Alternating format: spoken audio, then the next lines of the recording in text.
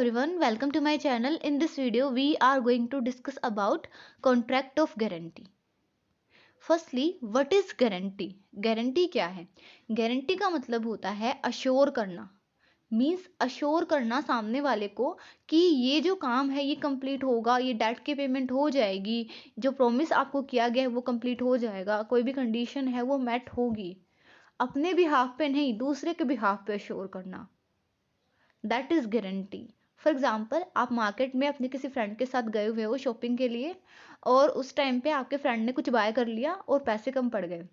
अब आपने शॉपकीपर को बोला कि मेरा जो फ्रेंड है वो कल आपको पेमेंट कर देगा, मैं गारंटी लेता हूँ। इसका मतलब क्या है कि आप सामने वाले को यहाँ पे अश्योर कर रहे हो कि हाँ आपकी पेमेंट हो जाएगी। अगर आपने यहाँ पे गारंटी ली है, मीन्स अगर आपका फ्रेंड पे नहीं करता है तो आपको वहां पे पेमेंट करनी पड़ेगी, that is guarantee. Now what is contract of guarantee? Contract of guarantee का मतलब क्या होता है? जब जो आपकी जो गारंटी है वो लीगल एग्रीमेंट के फॉर्म में आ जाए, जो इन्फोर्सेबल बाय लॉ हो जाए, that is your contract of guarantee. Definition देखते हैं हमारे इंडियन कॉन्ट्रैक्ट एक्ट 1872 सेक्शन 126 के अंदर कॉन्ट्रैक्ट ऑफ गारंटी को कैसे डिफाइन किया गया है। It is a contract of guarantee is a contract to perform the promise or discharge the liability of a third person in case of his default. Contract of guarantee क्या है? एक contract है जहां पे आप कोई प्रॉमिस, कोई condition, कोई भी लाइबिलिटी को आप पूरा करते हो किसी दूसरी पार्टी के बिहाफ पे, अगर वो धोखा देती है, अगर वो ऐसा करने में फेल हो जाती है। मीन्स जब आप किसी और पर्सन के बिहाफ पे अश्योर करते हो सामने वाले को कि ये काम कंप्लीट हो जाएगा, that is your contract of guarantee. Now let's take an example, A B and dealer, there are three parties. A जो है उसको एक कार खरीदनी है डीलर से। अब जो बी है वो डीलर को बोलता है कि मेरे फ्रेंड को कार दे दो, जो पेमेंट है उसकी गारंटी मैं लेता हूँ। मीन्स अगर मेरा फ्रेंड पे नहीं कर पाता है पैसे टाइम पे, then I will pay, that is contract of guarantee. Contract of guarantee में हमारी तीन पार्टीज होती हैं, surety, principal debtor and creditor. Surety, surety कौन होता है? वो पर्सन जिसने गारंटी दी है। सबसे मेन जो पर्सन है, सबसे मेन जो पार्टी है कॉन्ट्रैक्ट ऑफ गारंटी के अंदर, दैट इज योर श्योरिटी। जो पर्सन है श्योरिटी वो रिस्पॉन्सिबिलिटी लेता है, अश्योर करता है कि जो ये पेमेंट है वो कंप्लीट हो जाएगी, कंडीशन फुलफिल हो जाएगी, लायबिलिटी डिस्चार्ज हो जाएगी। Then the principal debtor, principal debtor कौन होता है? Person regarding whom the guarantee is given, means जिसके बारे में गारंटी दी गई है, जिसके रिगार्डिंग अश्योरेंस दी गई है कि हाँ ये जो काम है ये कंप्लीट कर देगा, that is your principal debtor. Now creditor, जिसको हमने गारंटी दी है, the person to whom guarantee is given, वो हमारा क्रेडिटर होता है। इस एग्जाम्पल में देखते हैं, ए ने कार खरीदी है, मीन्स ए क्या है? हमारा प्रिंसिपल डेटर। अब बी ने गारंटी दी है, बी क्या है? हमारा श्योरिटी, और बी ने गारंटी ए के भी हाफ भी दे, तभी तो ए हमारा प्रिंसिपल डेटर है। नाउ डीलर, डीलर कौन है? डीलर है आपका क्रेडिटर, क्योंकि डीलर को हमने गारंटी दी है। Now there are some purpose of contract of guarantee. Contract of guarantee के वैसे बहुत सारे पर्पज होते हैं, लेकिन हमने यहाँ पे जस्ट 3 पॉइंट इंक्लूड किए हैं, आप एक्स्ट्रा भी यहाँ पे इंक्लूड कर सकते हो। फर्स्ट है आपका security of a loan given to a party. जो हम कॉन्ट्रैक्ट ऑफ गारंटी कब मांगते हैं? जब हम किसी को लोन देते हैं, बिकॉज पैसे जो होते हैं यहाँ पे, तो जो डिफॉल्ट के जो केसेस होते हैं, डिफॉल्ट के जो चांसेस होते हैं बहुत ज़्यादा बढ़ जाते हैं।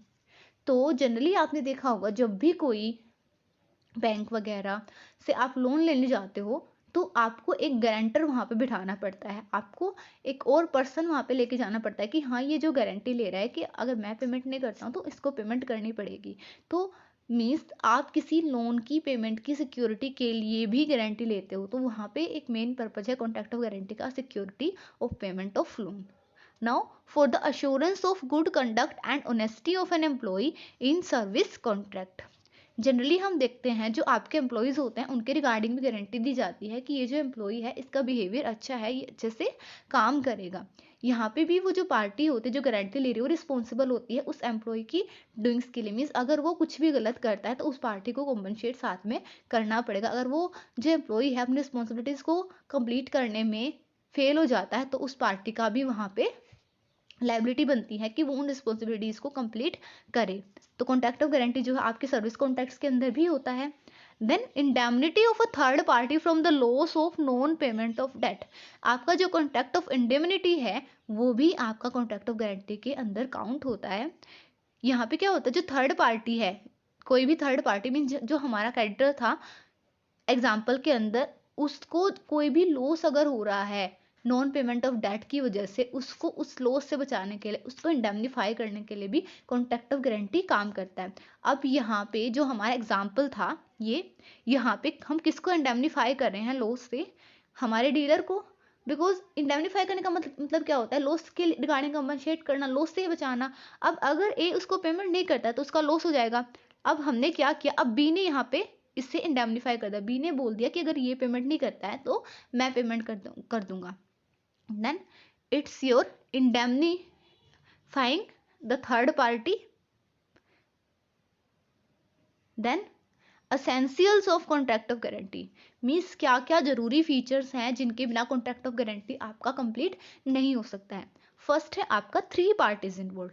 कॉन्ट्रैक्ट ऑफ गारंटी में आपकी हमेशा 3 पार्टीज होंगी, your creditor, principal debtor and surety. अगर एक भी पार्टी नहीं होगी तो आपका कॉन्ट्रैक्ट ऑफ गारंटी काम नहीं करेगा। देन कंसिडरेशन, कंसिडरेशन का मतलब क्या होता है? जो भी आपका कॉन्ट्रैक्ट होता है, आपने पढ़ा था कि इंडियन कॉन्ट्रैक्ट एक्ट 1872 के अंदर की कंसिडरेशन जो है बहुत ज़्यादा जरूरी होता है। मीन्स कोई ना कोई स्टेक आपका kind of.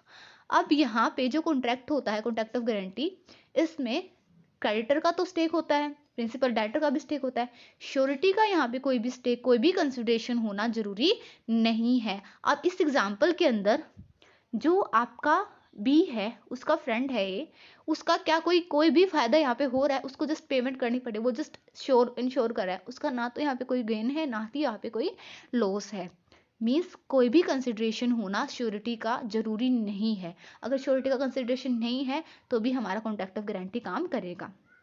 Then liability, liability का मतलब क्या होता है कि कोई ना कोई लायबिलिटी हमारी यहाँ पे होनी चाहिए। लायबिलिटी ऐसी वैसी लायबिलिटी नहीं, liability that is enforceable by law. Otherwise वो तो हमारा सोशल जनरल कॉन्ट्रैक्ट हो जाएगा। जैसे आपने फ्रेंड के केस में बोला था, वहां पे कुछ रिटर्न हमने थोड़ी ना दिया था। यहाँ पे जो कार के केस में जो कॉन्ट्रैक्ट होगा वो आपका लीगल होगा, बिकॉज यहाँ पे जो लायबिलिटी है ए की उस कार को बाय करने के रिगार्डिंग, वो जो लायबिलिटी है वो लो इन्फोर्सेबल बाय लो होगी, क्योंकि हम वहाँ पे रिटर्न में रखेंगे उस चीज़ को। तो यहाँ पे जो कॉन्ट्रैक्ट ऑफ गारंटी है उसके अंदर लायबिलिटी का होना बहुत ज़्यादा जरूरी है, बिकॉज उसी लायबिलिटी को तो फुलफिल करने के रिगार्डिंग हम गारंटी देने वाले हैं। देन नो मिसरिप्रेजेंटेशन, कुछ भी मिसरिप्रेजेंट नहीं होना चाहिए। अगर कॉन्ट्रैक्ट ऑफ गारंटी में कोई भी टर्म कंडीशन वगैरह कुछ भी हमने मिसरिप्रेजेंट किया है तो ऑटोमेटिकली वो रिवोक हो जाएगा। Existence of debt, existence of debt या फिर हम बोल सकते हैं एग्जिस्टेंस ऑफ लायबिलिटी जो है कॉन्ट्रैक्ट ऑफ गारंटी के लिए बहुत ज़्यादा जरूरी है, बिकॉज जो गारंटी होती है वो किसी ना किसी लायबिलिटी के डिस्चार्ज के लिए ही दी जाती है। Must be made with the agreement of all 3 parties. जो कॉन्ट्रैक्ट ऑफ गारंटी है आपने पढ़ा था कि एक्सेप्टेंस जो है तीनों पार्टीज की होनी चाहिए कॉन्ट्रैक्ट एक्ट के अंदर। तो भाई सारे फीचर्स इसके अंदर आ रहे हैं, मीन्स यहाँ पे भी तीनों की तीनों पार्टीज का एग्रीमेंट होना चाहिए, तीनों पार्टीज का एक्सेप्टेंस होना चाहिए कॉन्ट्रैक्ट को कंप्लीट करने के लिए। कॉन्ट्रैक्ट ऑफ गारंटी के अंदर यहाँ पे इस पॉइंट में आपको लिखना है 3 एग्रीमेंट्स होते हैं। एक तो आपका प्रिंसिपल डेटर एंड क्रेडिटर के बीच में होता है, प्रिंसिपल डेटर एंड श्योरिटी के बीच में होता है, श्योरिटी एंड क्रेडिटर के बीच में होता है। मीन्स तीनों का अलग अलग आपस में एग्रीमेंट होता है। तो ये यहाँ पे आपके 3 एग्रीमेंट्स होते हैं। Then must contain all the essentials of a valid contract. जो भी आपने इंडियन कॉन्ट्रैक्ट एक्ट के वैलिड फीचर्स पढ़े थे, एसेंशियल्स पढ़े थे, वो सारे के सारे फीचर्स यहाँ पे फॉलो होंगे। ऑफर, एक्सेप्टेंस, सब कुछ यहाँ पे फॉलो होने वाला है।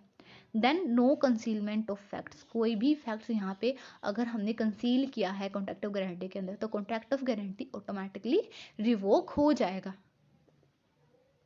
Then there are some types of guarantee.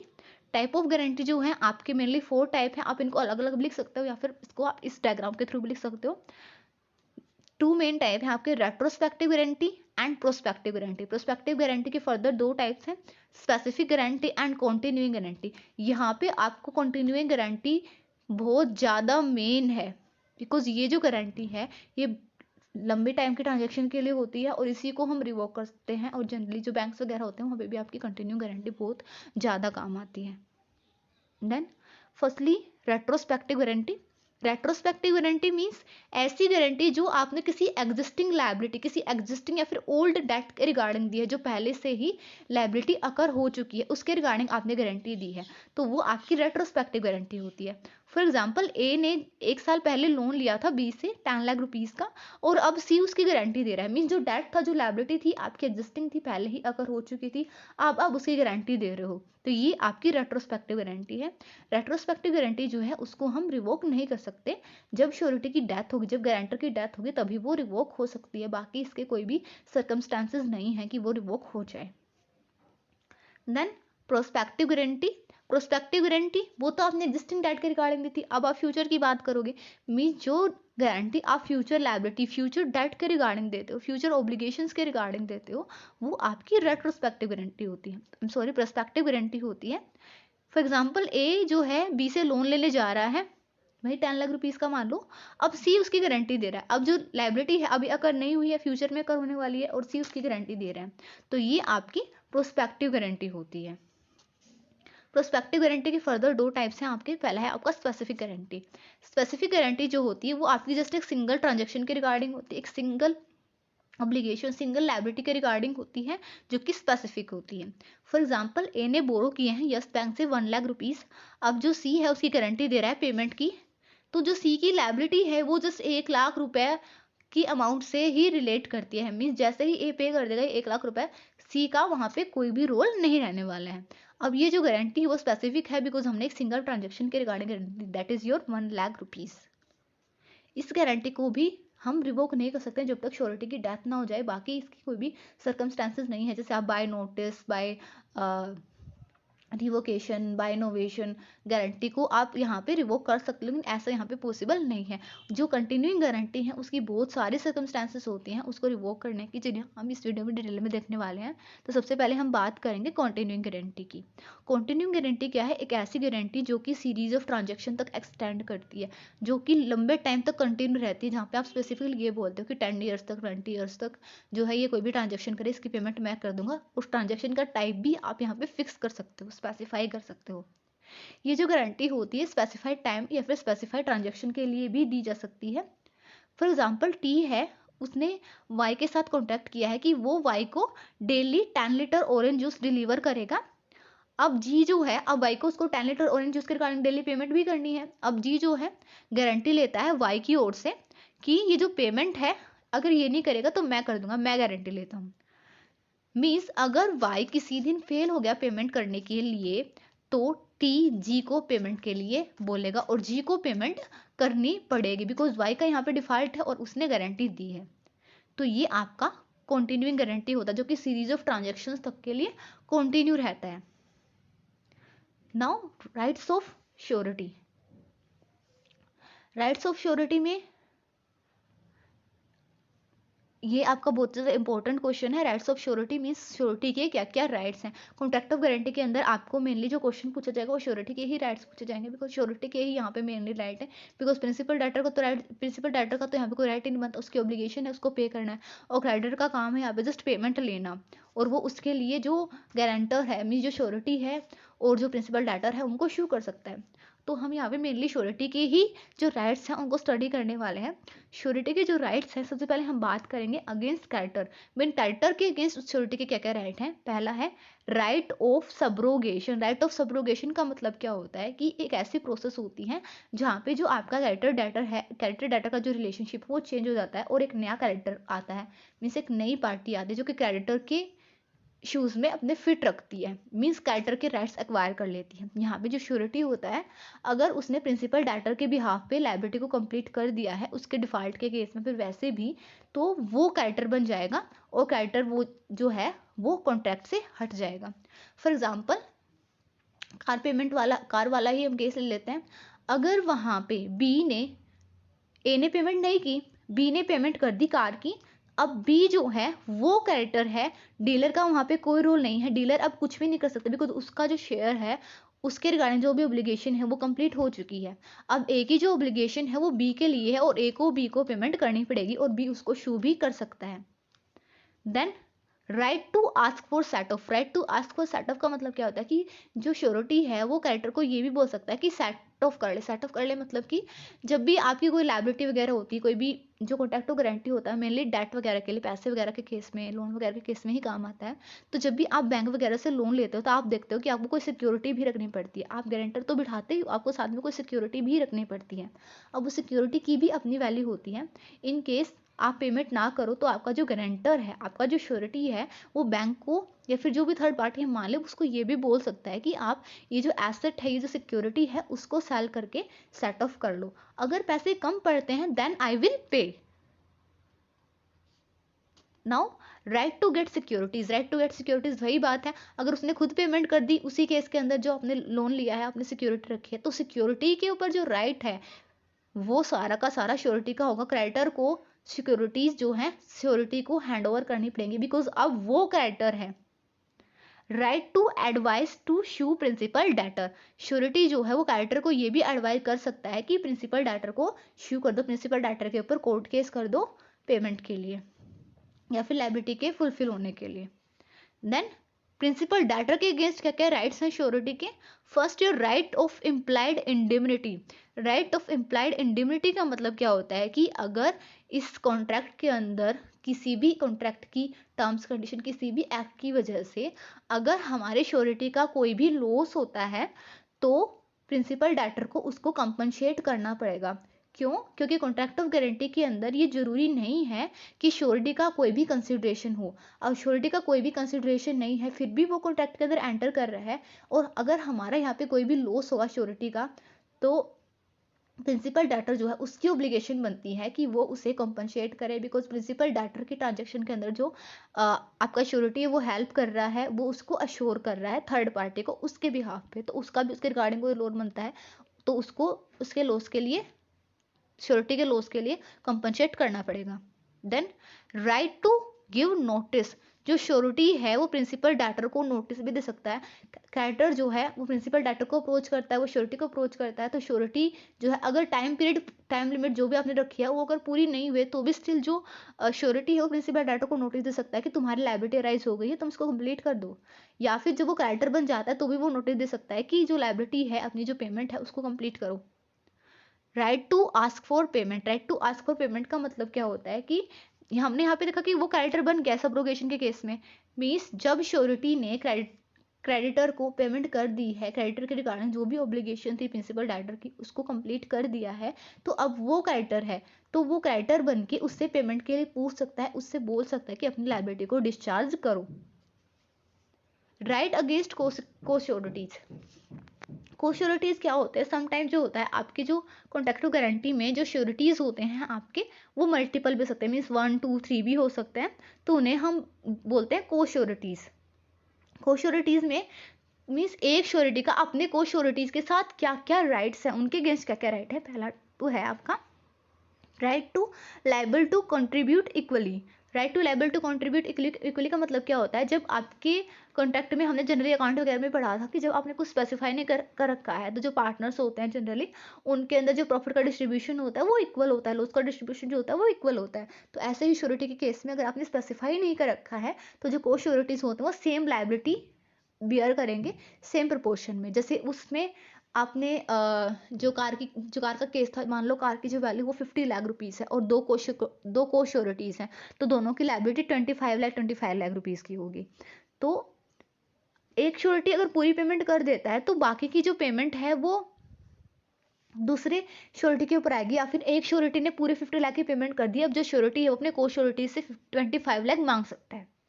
Now right to pay liability of co sureties bound in different sum, means अगर आपने स्पेसिफाई कर रखा है तो आप डिफरेंट सम्स भी यहाँ पे ले सकते हो। लाइक आपने रेशियो स्पेसिफाई कर दिया कि इस रेशियो में हमारी लायबिलिटी, आपने परसेंटेज स्पेसिफाई कर दिया कि इस परसेंटेज में हमारी लायबिलिटी है, या फिर आपने कार के केस में दोनों ने आपने स्पेसिफाई कर दिया कि एक की लायबिलिटी जो वो 15 लाख रुपीज़ की है और दूसरे की लायबिलिटी जो है वो 35 लाख रुपीज़ की है, तो आप ऐसे भी स्पेसिफाई कर सकते हो। Then revocation of contract of guarantee, यहाँ पे मैं आपको बता दूं ये जो सारे के सारे पॉइंट है जनरली आपने कंटिन्यूइंग गारंटी के रिगार्डिंग लिए हैं, बिकॉज जो आपकी रेट्रोस्पेक्टिव और स्पेसिफिक वाली जो गारंटी होती है वो बेसिकली रिवोक नहीं होती है without the death of surety. तो ये जो सारे के सारे पॉइंट हैं मेनली आप लिख सकते हो कि कंटिन्यूइंग गारंटी को ही हम रिवोक करते हैं। पहला है आपका बाय नोटिस, जो आपका श्योरिटी होता है जो कंटिन्यूइंग गारंटी के केस में क्रेडिटर को नोटिस भेज सकता है कि आगे जो ट्रांजेक्शन्स हैं उनके रिगार्डिंग मेरी कोई भी गारंटी नहीं है। तो ये होता है नोटिस के थ्रू आपने रिवोक किया कॉन्ट्रैक्ट ऑफ गारंटी को। फॉर एग्जांपल ए ने गारंटी दे रखी है बी के लिए कि अगर बी जो है हर महीने 10,000 रुपये का लोन लेता है ए से, तो 10,000 रुपये का लोन जो है वो 12 मंथ तक कंटिन्यू लेगा, 1 साल के लिए उसने गारंटी दे रखी है। अब बी को लोन लेते लेते 4 महीने बीत गए हैं।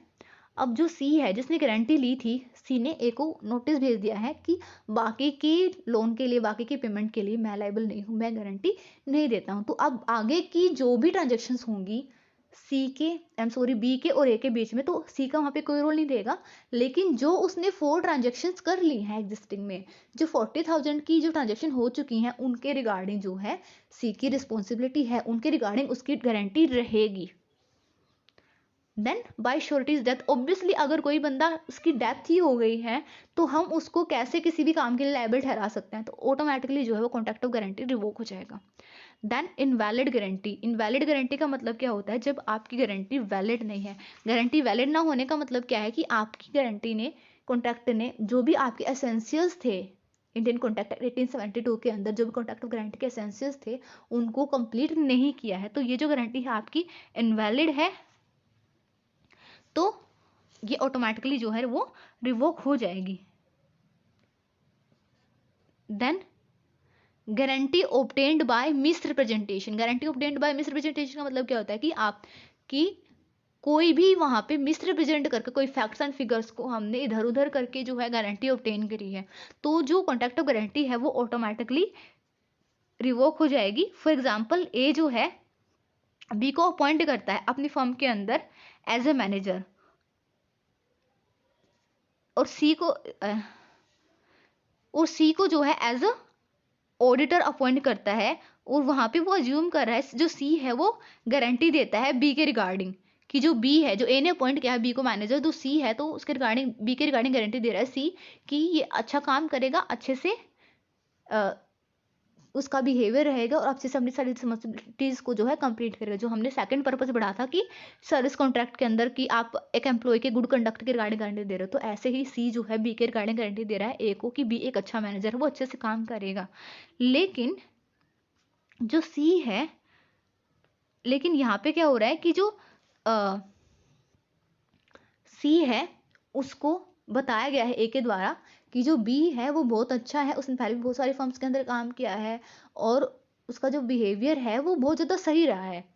लेकिन ए ने उसको कंप्लीटली क्लियरली ये नहीं बताया कि बी को वहाँ से टर्मिनेट किया गया है, बी को वहाँ से निकाला गया है। तो ऑब्वियसली अगर कोई भी मैनेजर, उसका बिहेवियर अच्छा है, वो अच्छे से काम करेगा, तो उसको ऐसे ही निकाला नहीं जाएगा, वो या तो अपनी मर्जी से निकलेगा।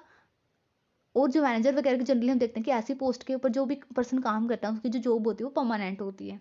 तो यहाँ पे ए ने मिसरिप्रेजेंट किया है सी को, उसने बताया कि जो बी है उसका बिहेवियर अच्छा है तो तुम उसके रिगार्डिंग गारंटी दे दो। तो यहाँ पे हमने मिसरिप्रेजेंट करके फैक्ट्स को गारंटी ऑब्टेन की है, तो ये जो गारंटी है वो ऑटोमेटिकली रिवोक हो जाएगी।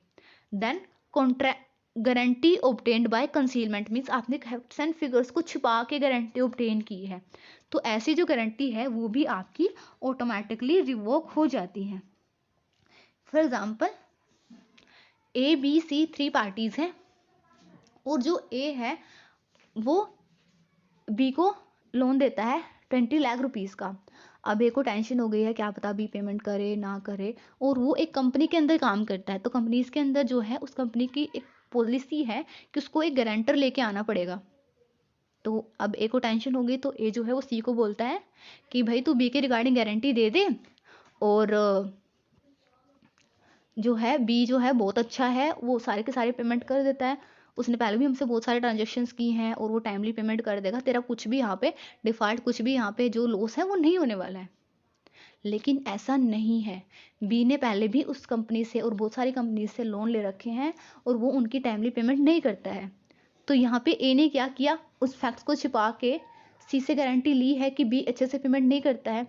तो यहाँ पे जो है ये कॉन्ट्रैक्ट जो है ऑटोमेटिकली रिवोक हो जाएगा, बिकॉज हमने श्योरिटी को गलत बताया, हमने श्योरिटी से फैक्ट्स को छिपाया है।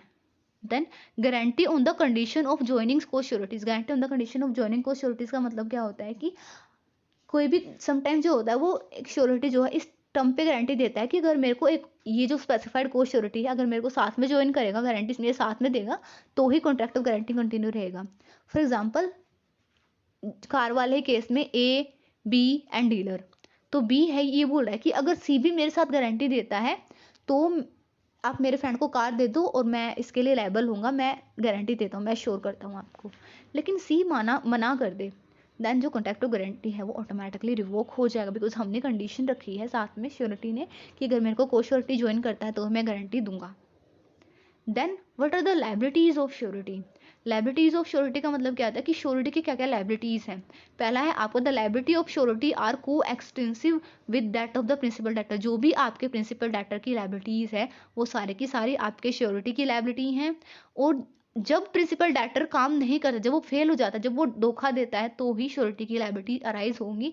मीन्स जो प्राइमरी लायबिलिटी है वो आपके प्रिंसिपल डेटर की ही है और जो सेकेंडरी लायबिलिटी है वो आपके श्योरिटी की है। Liability of co sureties.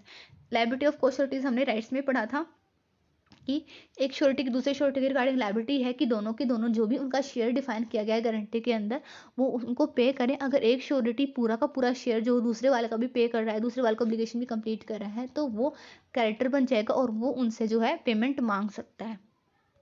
Then discharge of surety, यह आपको बहुत ज़्यादा इंपॉर्टेंट पॉइंट है कि किन किन केसेस में श्योरिटी जो वो कॉन्ट्रैक्ट से बाहर निकल सकता है, कॉन्ट्रैक्ट से डिस्चार्ज हो सकता है। तो सबसे पहला पॉइंट है आपका यहाँ पे by notice of revocation. By notice of revocation का मतलब क्या होता है कि जो आपकी कंटिन्यूइंग गारंटी होती है, जैसे कि आपने कॉन्ट्रैक्ट ऑफ गारंटी के रिवोकेशन में पढ़ा था कि जो श्योरिटी है आपका नोटिस ऑफ रिवोकेशन भेज सकता है, मीन्स कॉन्ट्रैक्ट को टर्मिनेट करने का नोटिस भेज सकता है कि आगे की जो भी ट्रांजेक्शन्स होंगी उनके रिगार्डिंग मैं लायबल नहीं रहूँगा। जब आपने कंटिन्यू गारंटी में देखा था कि ए बी सी 3 पार्टीज थी और जो मान लो ए बी सी 3 पार्टीज हैं और बी के बीच में एग्रीमेंट हुआ है कि ए जो है डेली बी को 10 लीटर ऑफ मैंगो जूस भेजेगा। तो यहाँ पे सी ने गारंटी दे रखी है बी के लिए कि पेमेंट की जो गारंटी है वो मैं लेता हूँ, अगर बी पेमेंट नहीं करेगा तो मैं कर दूंगा। अब ये कंटिन्यू चल रहा है। आफ्टर 15 डेज सी ने नोटिस ऑफ रिवोकेशन भेज दिया है और वो बोल रहा है कि आगे की जो भी ट्रांजेक्शन होंगी उसके रिगार्डिंग मैं रिस्पॉन्सिबल नहीं हूँगा। लेकिन यहाँ पे जो भी पहले ट्रांजेक्शन है 15 डेज के लिए उनके रिगार्डिंग सी ही रिस्पॉन्सिबल है, सी की गारंटी रहेगी। Then by death of surety, obviously surety की डेथ हो जाएगी तो कॉन्ट्रैक्ट ही रिवोक हो जाएगा, ऑटोमेटिकली श्योरिटी डिस्चार्ज हो जाएगा अपनी लायबिलिटी से। Then bye novation. नोवेशन का मतलब क्या होता है कि जब आपकी जो एग्जिस्टिंग कॉन्ट्रैक्ट होता है उसकी टर्म्स एंड कंडीशन में उसके अंदर आपने कोई भी मेजर चेंज किया है तो ये जो गारंटी होती है, कॉन्ट्रैक्ट ऑफ गारंटी होती है, वो नया कॉन्ट्रैक्ट बन रहा है तो ऑटोमेटिकली जो श्योरिटी है वो अपनी लायबिलिटी से फ्री हो जाएगा। देन बाय रिलीज और discharge of the principal debtor.